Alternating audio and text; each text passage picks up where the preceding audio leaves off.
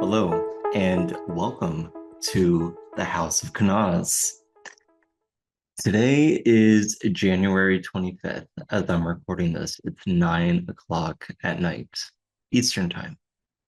And I am currently at home watching the snow come down. It's a wonderful blizzard. And it's been a few months since my last post. And I've been going through a lot. The world has been going through a lot. And I felt compelled, given everything that has been happening lately, to sit down with my thoughts. The thing is this period of time that we are now entering, late January, really until mid-July. But this time in particular that I'm filming this um, is kind of the kickoff, how I've always thought about it as like we are entering in to a different realm, it's gonna be a different feel. And I think given what has been happening in America specifically with the increased violence on citizens, with yesterday we had Alex Preddy, who was murdered, and then witnesses were detained. A few weeks before that, we had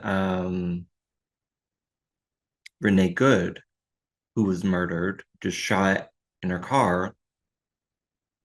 And, you know, again, a few weeks ago, we had Kevin Porter.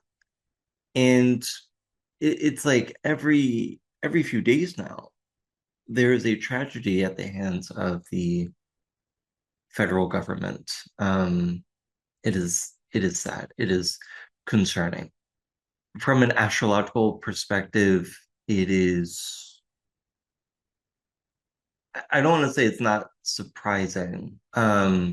This is a time of tension, and this is, I feel like, how the tension is manifesting, and this is why I'm worried. And I was sitting on my couch, and I was scrolling TikTok, I was scrolling Instagram, and I was getting really emotional.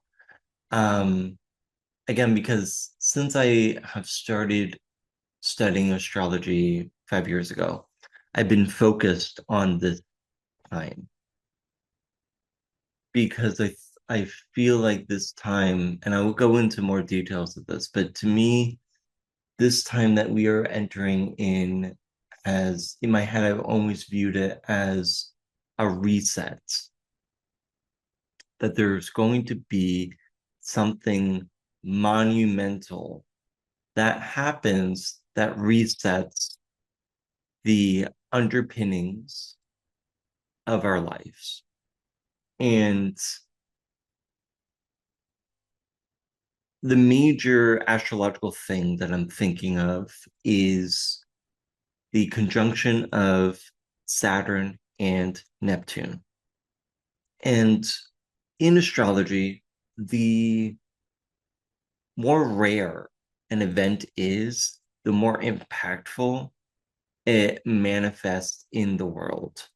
So, this configuration of when Saturn and Neptune come to the same point in the sky, the last time that this happened was in 1989. And the last time this happened, it was, I think it was 3 or 4 days before the actual mathematical exact conjunction. That's when the Berlin Wall fell, right? And the Berlin Wall was a perfect representation of the concepts of Saturn and Neptune, and that Saturn is about structures, it's about walls, it's about the bones of the human bodies, right? It has this daddy essence, it's authority.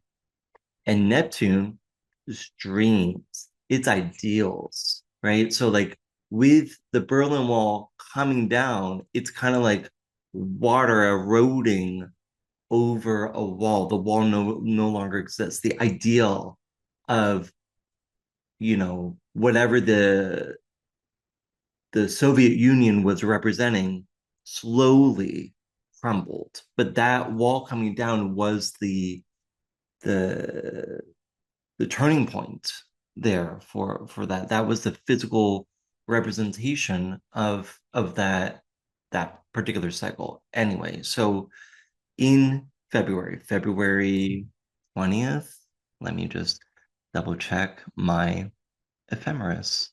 Um, I should just pretty sure it's February 20th. Yeah, February 20th is when this happens. February 20th, 2026. Saturn and Neptune will finally be together at essentially 0 degrees of Aries. Again, 0 degrees of Aries is it's the start of the zodiac. It's the beginning. So again, that's why I've always thought about this as a reset, because it is happening at that critical degree. It's considered the world axis. The fact that this is happening on the world axis, which is basically the first 2 degrees of Aries.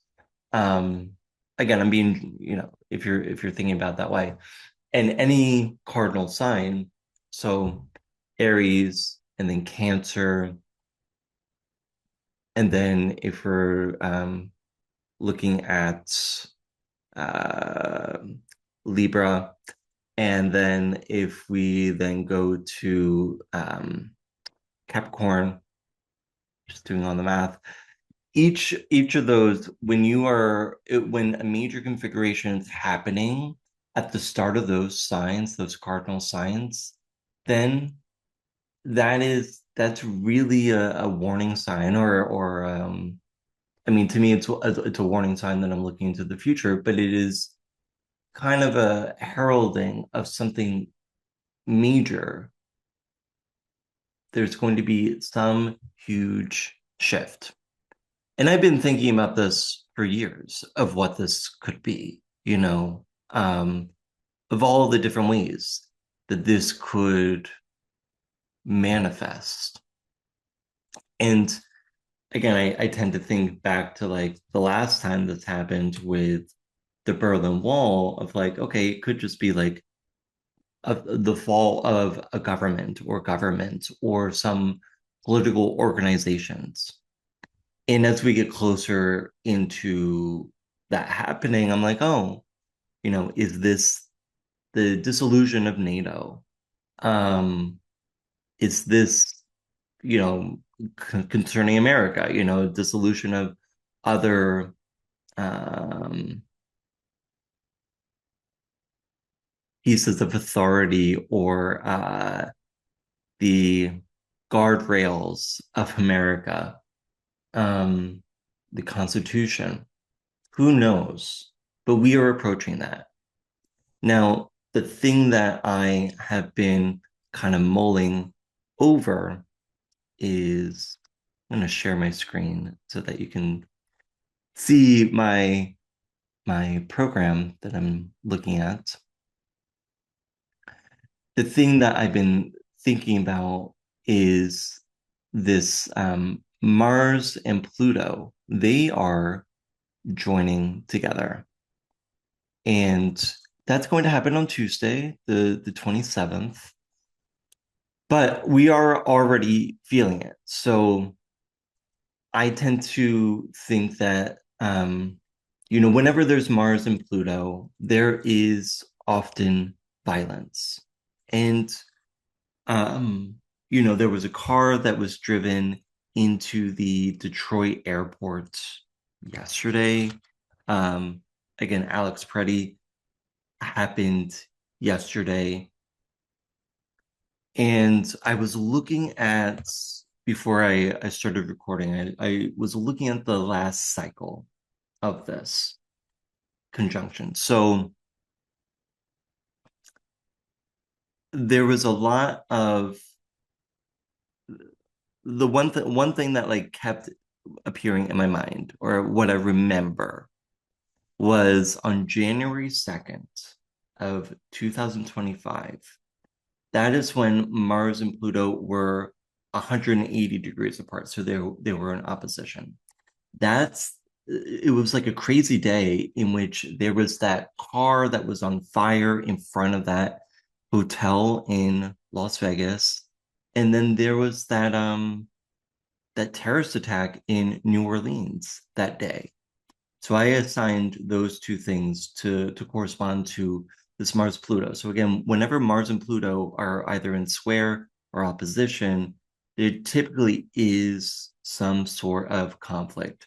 And I'm going to also say conjunction is going to likely be a conflict. Now, the for this cycle, some things that I noticed was like in the last conjunction, last time that these two met, there was like a major shooting, or I shouldn't say, there was a shooting in Kansas City. Um, and again, there was that whole thing that I just said with the car blowing up. Um, there was a bombing near a Pakistani girls' school. And so those were some major things. Now, the major arc that I noticed was that the conflict of Gaza, there often was like significant news or significant shifts whenever Mars and Pluto made an important hard aspect to each other, because the conflict in Gaza, the there was a square between Mars and Pluto essentially when October 7th happened. So that was in the sky. Okay. And I've noticed that whenever it comes to Mars, Pluto, usually there's so much tension building up that often events are happening days before the actual mathematical calculation, or precise calculation. So again, the precise square was on like October 9th, but October 7th was, I guess, the start, you could say, of the conflict.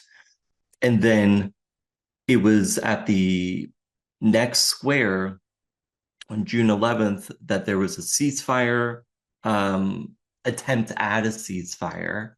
But then, again, at the next opposition, there was some escalation with Lebanon.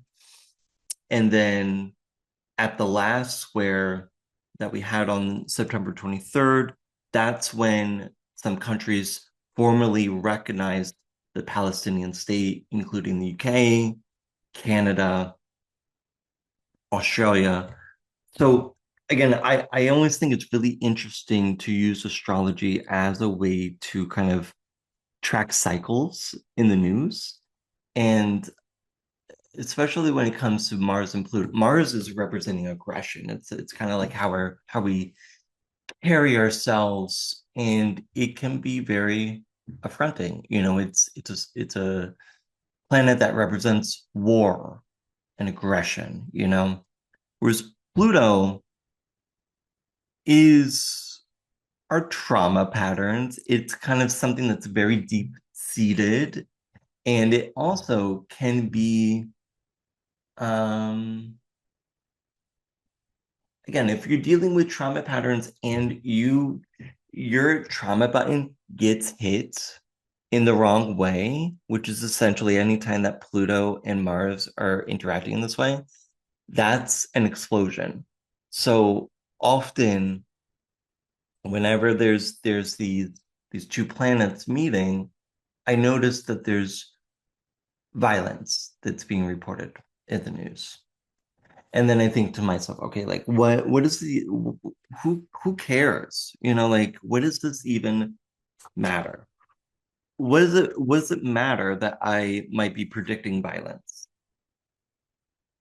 one that's sad, right? It's sad that we live in a violent world and that um, people are suffering unnecessarily. That is sad.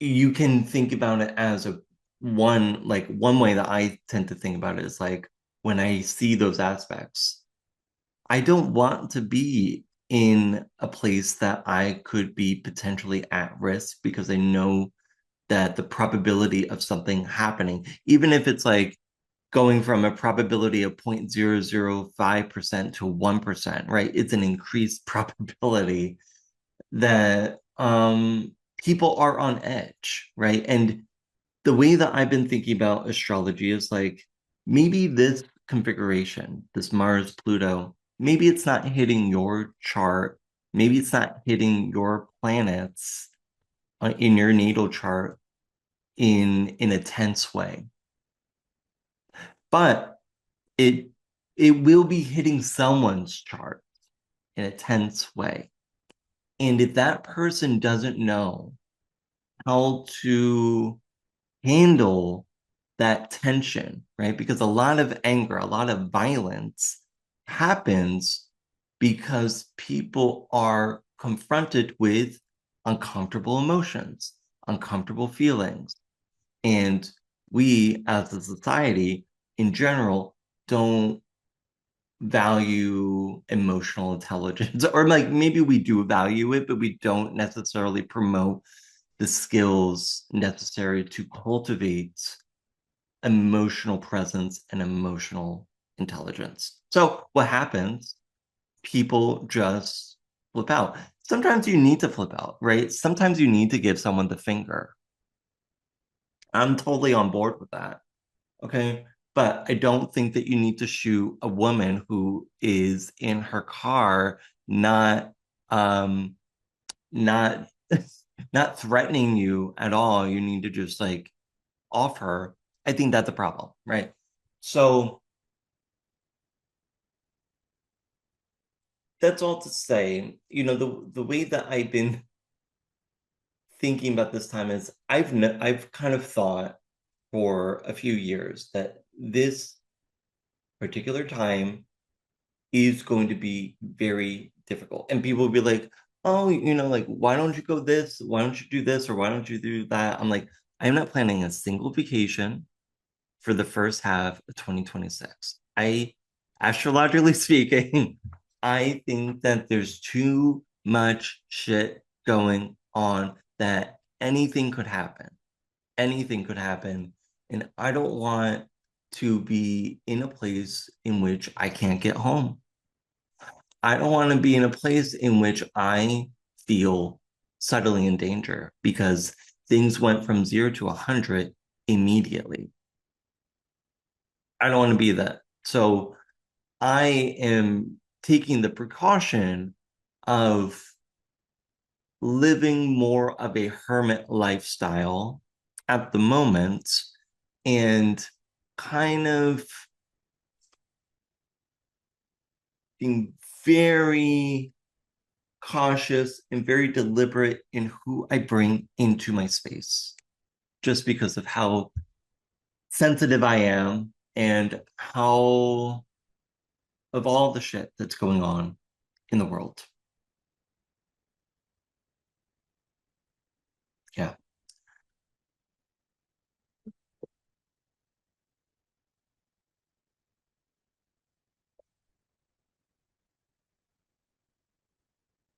And with the recent violence that has happened, and with this current, like I think about, okay, Mars and Pluto, we're still 2 days away from this.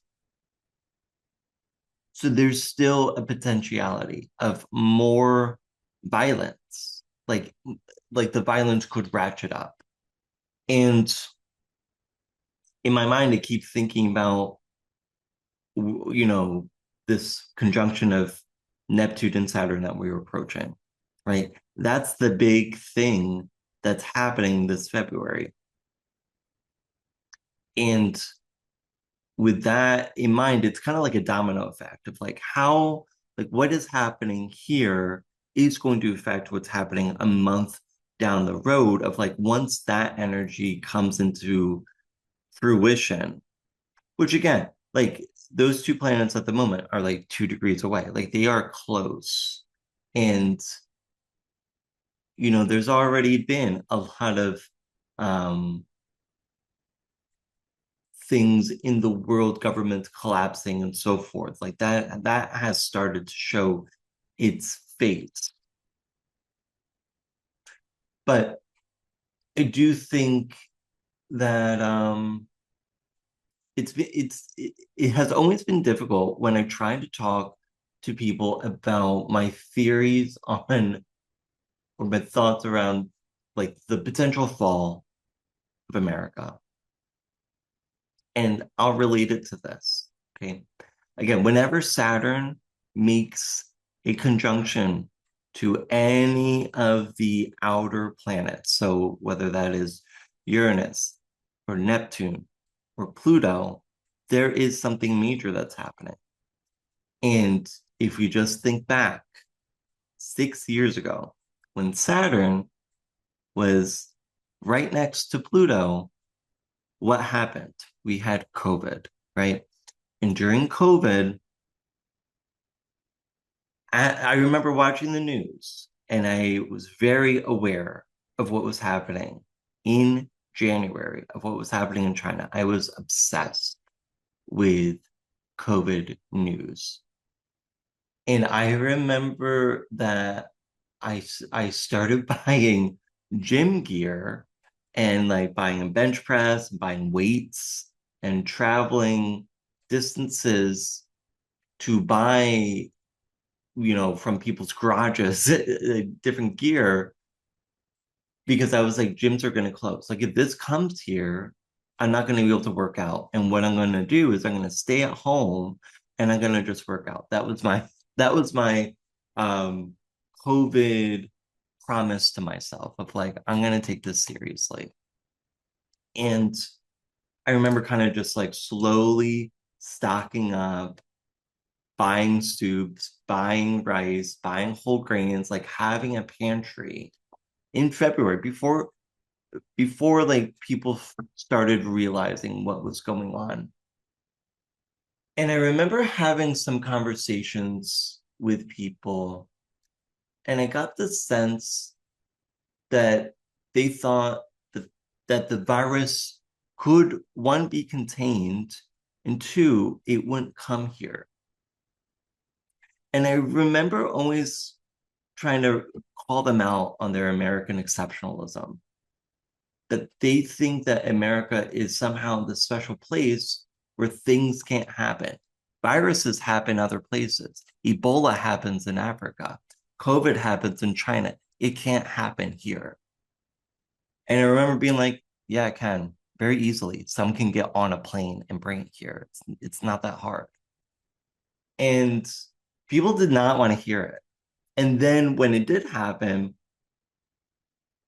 I remember people believed what they said on the news of, oh, it's just going to wash over in 2 weeks. Now, I have studied epidemiology. I have taught workshops in epidemiology. I knew that that was a lie. And even when I would tell people, hey, that's not how this works, that is not how virus transmission works. Okay. I have run models. This is not how that works. They are trying to control you because if you knew the truth, which are going to tell you that it's going to take more than a year for this to go through, the whole populace is not going to be able to hold their shit. And I remember telling multiple people who have very little training in this the truth, and they could not handle it. And it really showed me like very clearly that most people are just living under delusions. And we're all living under delusions. Let's be real. Okay. We all have things that we believe in or things that we put off to the side that we do not want to be confronted with. And sometimes astrology forces us to confront that thing. You know, I look at my chart. There was a period of time when I was learning my chart, and I would just spend like a month on one symbol, on one planet, or one aspect, and just reflect on how is that showing up in my life? What are all the different ways that this one thing is manifesting in my life? And I had to confront things that I didn't want to confront about myself. I've come to accept a lot of things. I feel like astrology has given me a way to accept myself without pathologizing myself. That's all to say, I do think that things can get very difficult here in America. I do think it's going to get worse. And this is why, I'm not a I would not suggest someone to make a move, or like if you can just like say, don't change jobs, don't like do something right. Don't do something radical right now just because there's so much uncertainty. That is how I feel. And that is how I have been positioning myself for this year for the past 5 years. I've been planning for this for 5 years. And again, people have thought that I'm crazy. People didn't want to listen to me. And I said, this is what the astrology says. And as things have taken form, as decisions have been made, as elections have been held, things become more clear of the difficulties that lie ahead. And you cannot wish this away. You cannot to hmm, there's no denial of what is ahead of us. And again, this is something that's quite unique, that I'm thinking about, is we all individually have within our life path difficult phases. And it is our choice of how we choose to go through those difficult phases, what we're willing to learn from those phases, what we're willing to accept, and so forth. Who we are through those difficult phases. Like a difficult phase presents us with an opportunity to test ourselves. A difficult phase presents us with a window to redefine who we are. Because sometimes, at least this is my problem, sometimes I'm thinking about things that I did 20 years ago, 30 years ago. That's not who I am today, right? And I know that I'm not that person today because I have been presented with similar scenarios and I chose a different path. I'm not choosing the same path that I chose when I was 12. I'm choosing a different path now that I have the skills to navigate that path and the support to navigate that path. And what I think is really interesting is that we as a nation, I think that people are waking up to the fact that we as a nation, each one of us, and this is, I think, something that every person in any nation in struggle faces, is you wake up to the fact that there's the the spirit of the nation is at stake here. Like this isn't something that you can just wave your hands at. You have a choice during this conflictual time of the nation, how are you going to show up? Each one of us gets a choice, right? And again, not all of us are going to be protesters. Not all of us should be protesters. Okay. Some of us are going to be protesters. Some of us are going to be educators. Some of us are going to produce art or produce content that help people get through this time, right? Like each one of us is going to have a different purpose. And if anyone is trying to guilt trip you and say, well, why aren't you doing this? That's that's their own shit, right? Like don't take on that shit. So long as you feel like you are contributing in some way, you're serving the purpose. Yeah. That's so it's a tough time and I am I am very concerned. I feel that I was saying this joke last year, but it was true. This is how it panned out. That once winter passes and the weather's better outside, there's going to be more activity outside. Right. This is what happened with the George Floyd protests. This was what was happening last year, where there was way more protests once the weather passed. There seems to be more um, pressure lately during the winter, at least this past 2 years. There's a lot of pressure in the winter, and then there's more protests that happens in the spring or summer. Who knows? Who knows? But point being is decide who do you want to be? What do you want to be?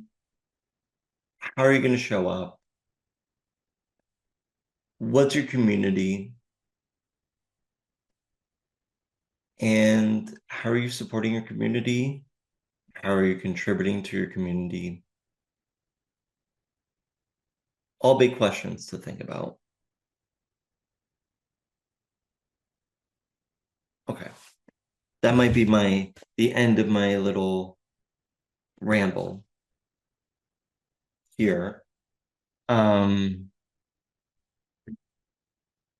and yeah, before I go into the end with my card reading, I'll give you a little update on because I think the last time that I recorded this, I was in the middle of some courses I was taking, and I'm at the moment where I'm like in this break period of those courses. But the the thing that I've been thinking a lot about is this intuition course that I took. It was the 7, 8 week course. And it was a lot of meditations, a lot of reflecting on what's coming up in our minds during meditations, and just being more open to messages, to images, and so forth. And it has opened me up in such a way that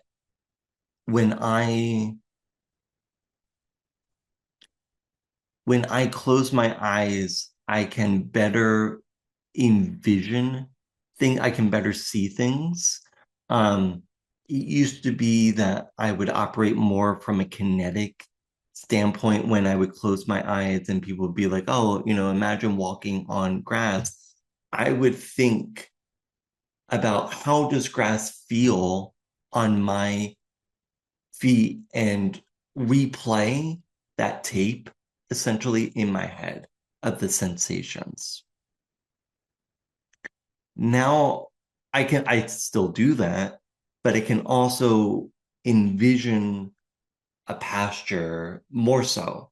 Like it's becoming something where I can see more clearly. So like on a scale, let's say from 1 to 10, where like 10 is like super clear, and zero is like completely black. I've usually like I typically am in more of like a nebulous space where I kind of just see colors and like outlines of things or things are kind of floating. And what I noticed is there are times where I can get into a space where I see things as if my eyes are open, where things are very clear. And that is something that I am practicing more and more. Again, for what? I don't know. It's what I want to do. I mean, like, why do people do whatever they, why do people do half the shit that they do? Because they want to do it. So that's what I'm doing at the moment. And yeah, I'll leave it at that. And let's do card reading. And I would like this card reading to be about guidance that we need for this time of uncertainty, this time of violence, this time of change. The other thing I wanted to say is that I kind of said this before, but I'm going to just repeat it again. It is during points of conflict that we get to present or we get to test who we are. Like it's during times of conflict, it's during these difficult times, astrologically, when we have these squares, these oppositions, these conjunctions. It's these times where we get to actually see who we are. And it's during difficult times that we were put to the test. And we can see how much we've grown. Um, and I think that as a nation, we are in our teenage years and we are going to go through some adulting this year. And it's not going to be fun. It's not going to be easy. That is my um that has been my prediction for a few years and I still yeah, I think it's going to get really messy.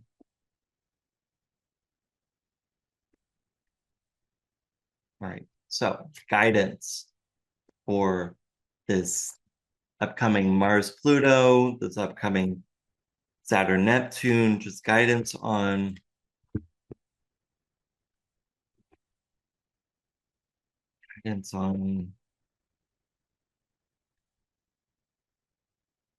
how best to move through that.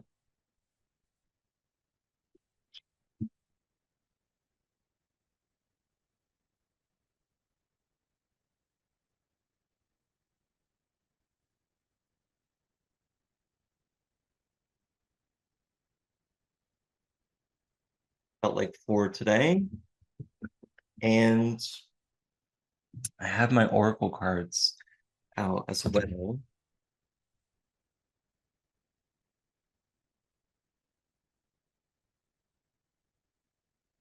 And whenever I do card reads, it's just like my tip is I like to pull all the cards first before I start looking at them because I'm always afraid that when I know of what's underneath the card, that's going to influence my emotions and that's going to influence my draw. I want to minimize as much as possible any source of bias, anything that could fuck things up.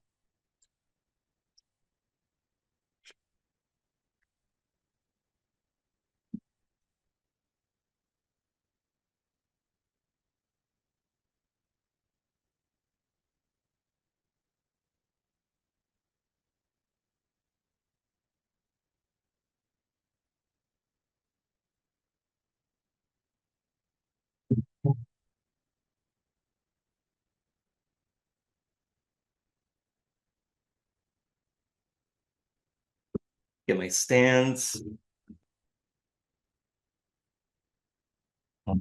Let's see what we have.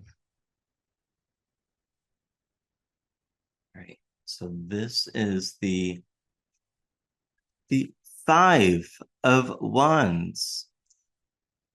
It's called the strife card. Yeah, we're in strife. Um, this is a Saturn in Leo. Saturn is moving into Aries. Was it February 14th?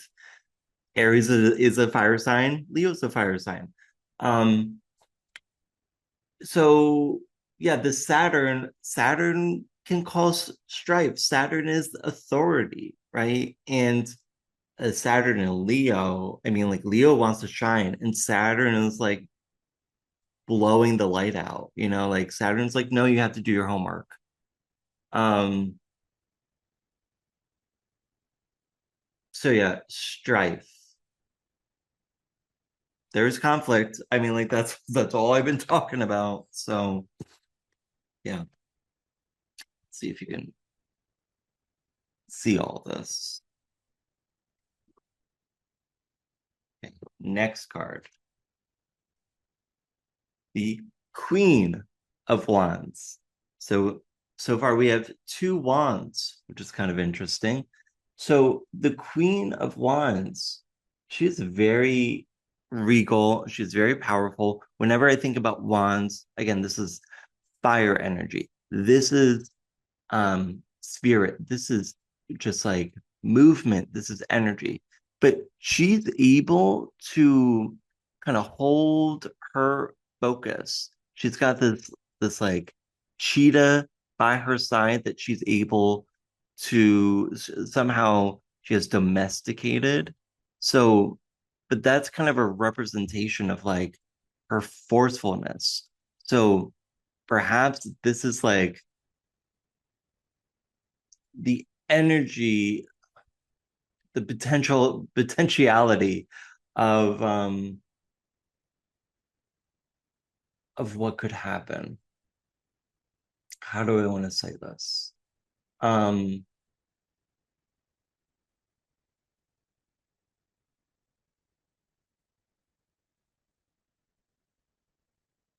when I think about this card, I think about like she she is this powerful woman and everyone knows that she is powerful. She doesn't need to say a lot of words. She holds it in her stance. And she will easily just cut a bitch. She will put the hammer down.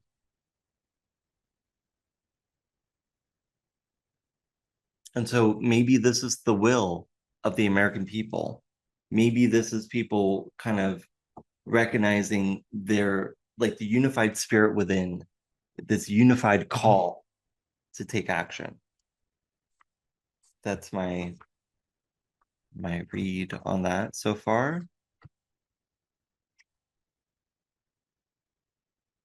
Then we have the nine of discs, which is the gain card. And this is a Venus in Virgo card.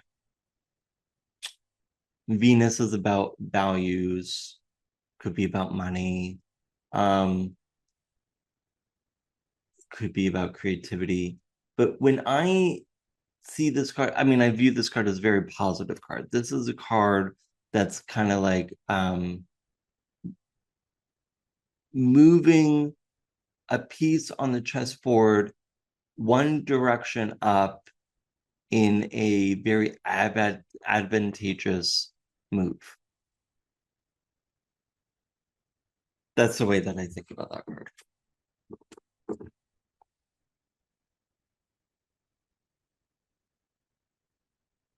So, last tarot card, the Devil. The devil. Okay. When whenever I in this deck, I feel like again every deck is different of what the representation means or what the card means, what it's representing. But when I look at this card here in this deck, it's very phallic. There, there is a giant penis with balls, and to me,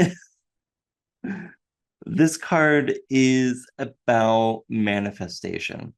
That's how I read it. It is associated with the sign of Capricorn. Capricorn is a cardinal earth sign. Cardinal meaning it starts a season, it starts winter. And earth being of material things, right? So when I think about this, this is about materialization.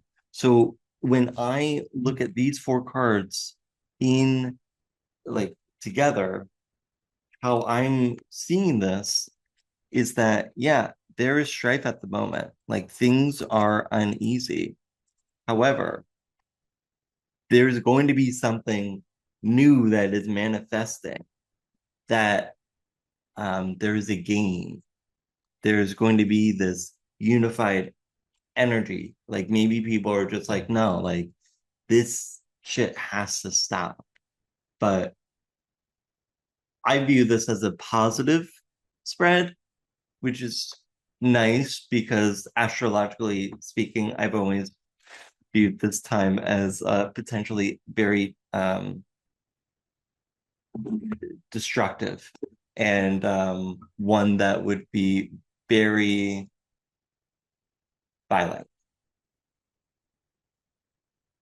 I don't mean to scare you, but this is what are in my thoughts that I don't share with anyone. But you, if you still are listening, I hope you have a way to deal with this. Okay, so the Oracle card, playing cards. What do I think about playing cards?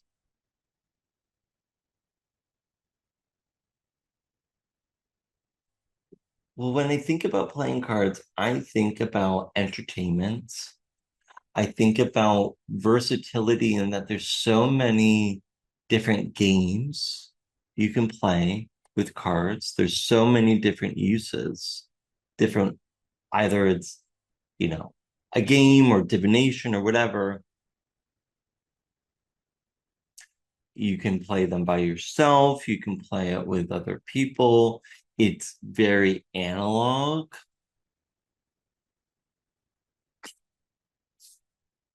Let's see. I am currently learning this deck. So let's see what the book says.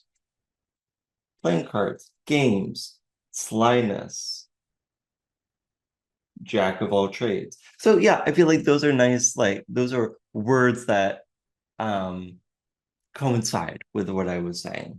So okay,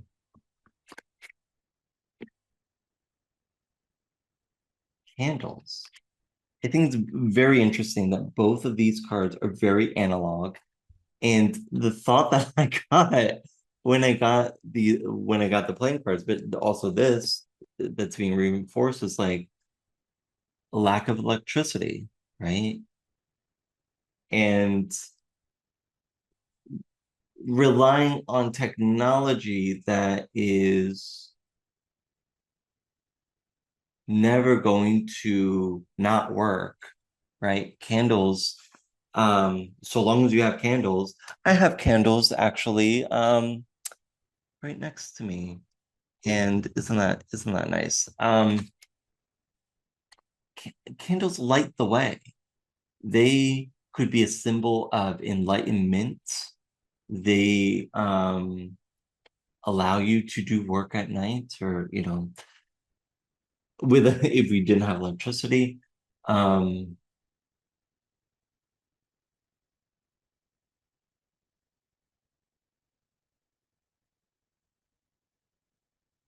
Yeah, the thought that I get here when I look at the candle is similar to the Hermit card, where there's this man who's walking in a dark space with a light. It's that the candle, even in a dark room, if you have a candle, it provides light in a time of darkness.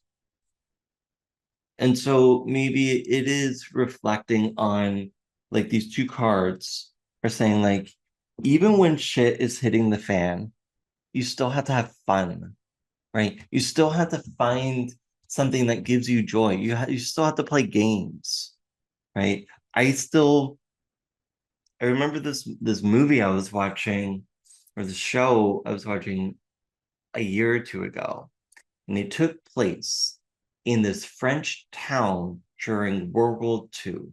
And I believe the Nazis had taken over the town, and then the show was waiting for the Americans to come. Anyway, I remember in one of the scenes, there's bombings that are happening, and there's shit that's clearly going on in the town. And yet these two characters could still have sex. They could still embrace each other. They were not like suffering from millennial anxiety. They could still fucking live their lives.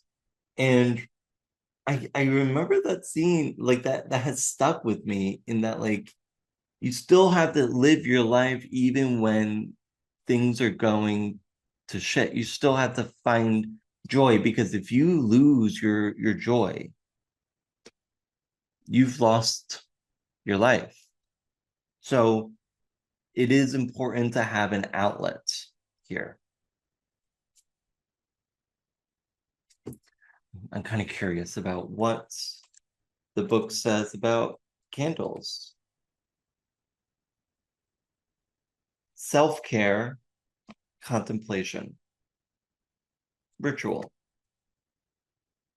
Yeah,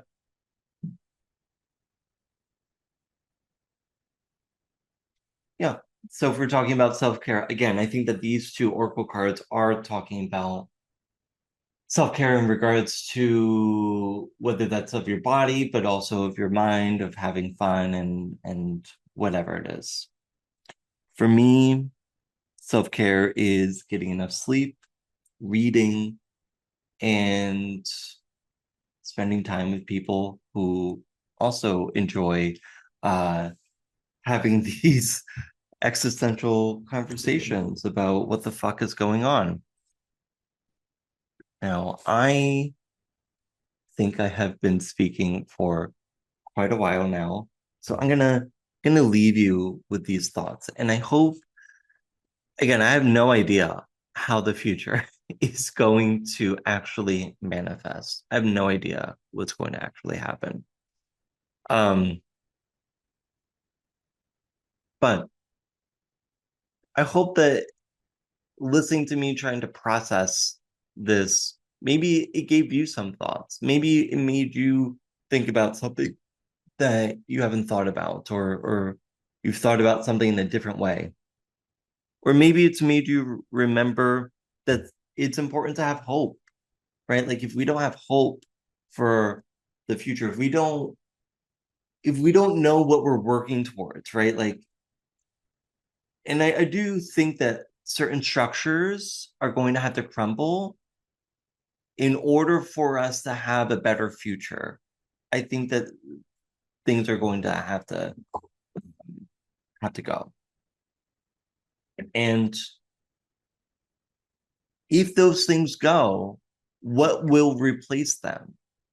And I ask that because when I'm talking about hope, when I'm talking about this manifestation, there should be an agreed upon sense of what we're working towards, right? And I think part of the issue with the Democratic Party has always been that it's more like, well, we're not this, we're not that. we're not this person or we're not that person, but there's not a clear sense of how are we what are we actually working towards from a unified standpoint. And we need to have some sort of idea in place for the future that we want and have some commonalities of that future so that there's an even more agreed upon sense, a unified sense in which kind of highlights why this time is so dire because it's so diametrically opposed or is so different. It's so oppositional to what we actually dream of.